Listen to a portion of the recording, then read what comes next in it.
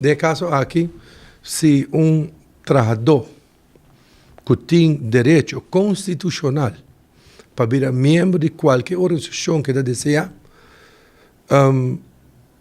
não está incorreto e não na seu lugar, seguro para trabalhador que vira membro do sindicato, para donador de trabalho e companhia, tá quitar fora de trabalho ou forçar terminar sua relação de trabalho.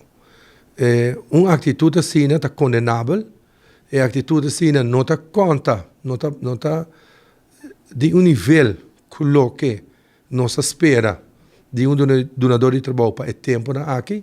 Não se quer que donador de trabalho assim não está maduro, não está cumprindo com o que nós chamamos papel de bom donador de trabalho.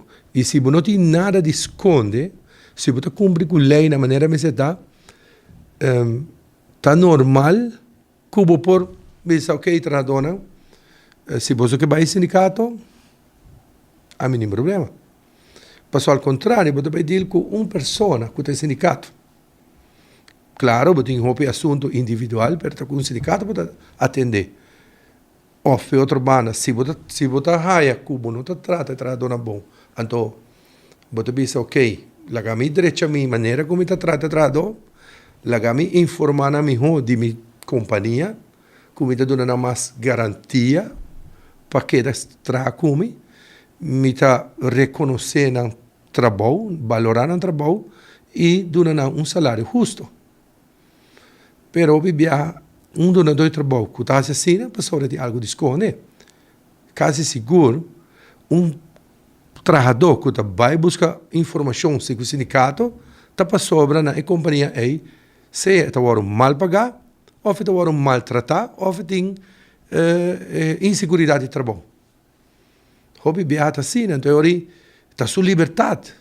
A pessoa que está assim, porque vai quitar fora do trabalho, está totalmente condenável. Não sabe que tem hobby de donador de trabalho, não quer sindicato, não tem uma mentalidade e atitude totalmente contra o sindicato, qual não está condenado, 6 meses, está bem difícil, e mais a atitude aqui, mais difícil a situação está bem.